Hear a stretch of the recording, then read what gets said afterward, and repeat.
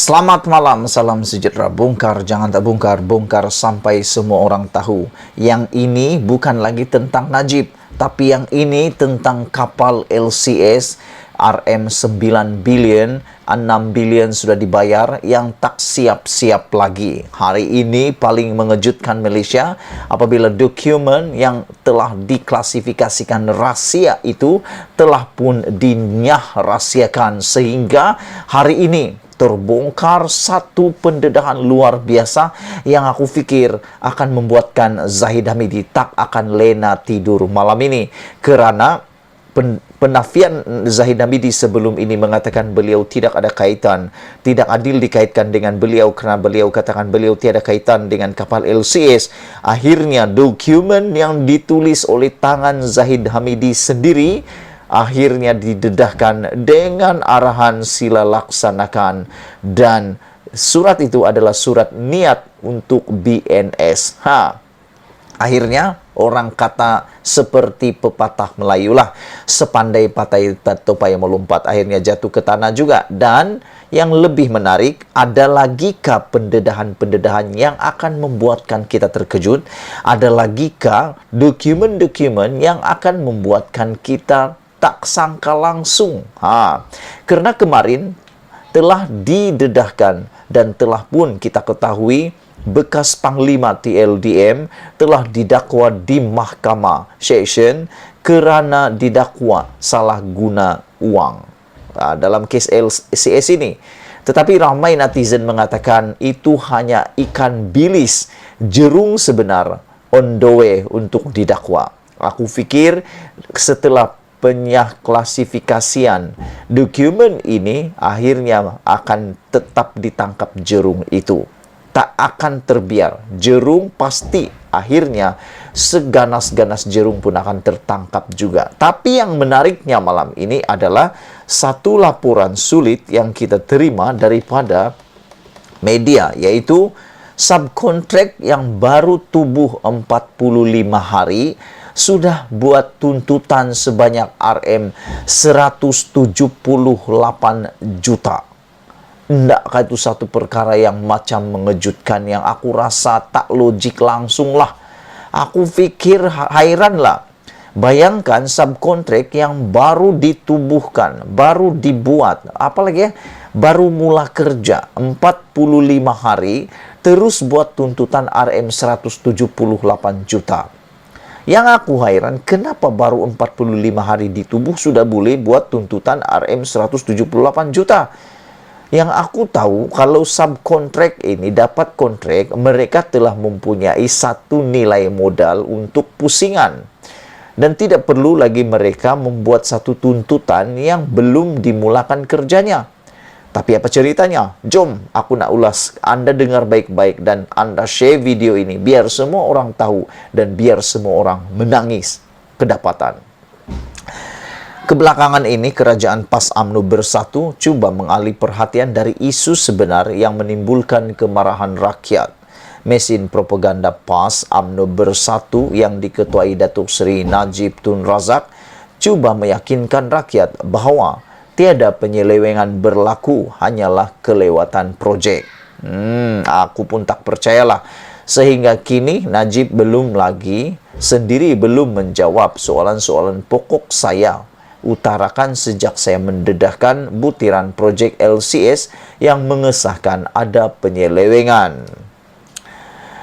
Pertama, kenapa reka bentuk dan kelas kapal LCS diubah di saat akhir dari yang telah diluluskan, yaitu dari kelas Sigma, yaitu daripada Belanda, kepada kelas Gowin Perancis? Kedua, siapa yang lebih berkuasa dari Menteri Pertahanan ketika itu? Zahid Hamidi yang boleh mempengaruhi keputusan. Ketiga, kenapa kontraktor utama Bosted Naval Shipyard BNS melantik subkontraktor berlapis-lapis? Adakah untuk menyembunyikan penglibatan DCNS yang ada reputasi dan skandal terdahulu berkait dengan Najib? Keempat, kenapa kos untuk dua pakej utama naik harga 2 kali ganda dari RM397 juta kepada RM1,2 bilion apabila melalui 2 lapisan subkontraktor. Kesemua ini melibatkan 2 bentuk keputusan utama. Pertama, keputusan teknikal berhubung pilihan reka bentuk dan teknologi kapal perang yang berubah dari kelas Sigma kepada kelas Gowin.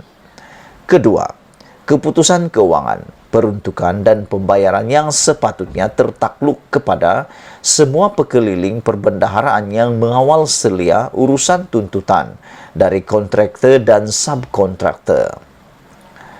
Umum mengetahui bahawa keseluruhan takbir urus keuangan negara dipandu dan dikawal oleh satu set pekeliling perbendaharaan yang pada prinsipnya menekankan perkara-perkara berikut. Pertama, kontraktor perlu dilantik dari kalangan pembekal yang paling layak berdasarkan keupayaan taktikal dan harga pada harga yang terbaik kepada kerajaan. Kedua, kontraktor perlu mempunyai kekuatan keuangan dan aliran tunai sendiri untuk menjalankan kontrak. Ketiga, bayaran hanya boleh dibuat mengikut kemajuan projek dan dibayar secara berpatutan mengikut peratusan projek dilaksanakan, seperti yang dipersetujui mengikut dokumen kontrak yang dimeterai dengan kerajaan. Maklumat dalaman mengenai urusan tuntutan dan bayaran berhubung projek LCS menunjukkan kesemua perkara 1 hingga 3 yang saya sebut telah dilanggar. Ada bukti yang menunjukkan sama ada kontrak kerajaan dengan BNS tidak mengikut peraturan keuangan pekeliling perbendaharaan ataupun pembayaran dibuat tanpa mengikut kemajuan projek yang melanggar pekeliling perbendaharaan. Bayaran-bayaran besar dikendalikan oleh Kementerian Pertahanan dan Kementerian Keuangan. Peruntukan disediakan oleh Kementerian Keuangan. Menteri Keuangan semasa projek LCS diluluskan dan bayaran-bayaran awal dibuat adalah Najib. Sebelum ini kita tahu bahawa sebanyak RM400 juta dari bayaran pendahuluan projek LCS untuk membayar hutang lapuk BNS.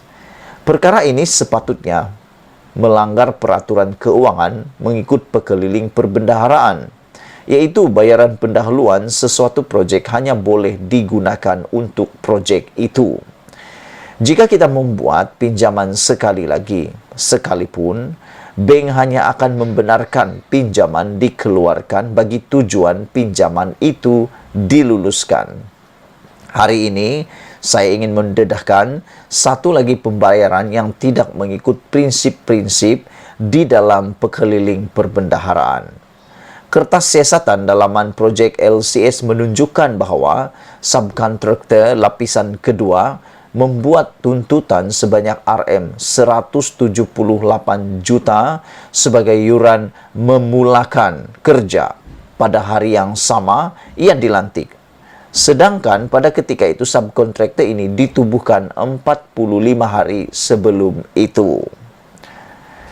The Vibes sebelum ini melaporkan CED ditubuhkan pada 23 Februari 2012, iaitu 45 hari sebelum ia dilantik sebagai subkontraktor lapisan kedua untuk pakej utama bernilai RM1,2 bilion. Rentetan peristiwa mengenai bayaran yang melanggar prinsip urus takbir pekeliling perbendaharaan adalah seperti berikut.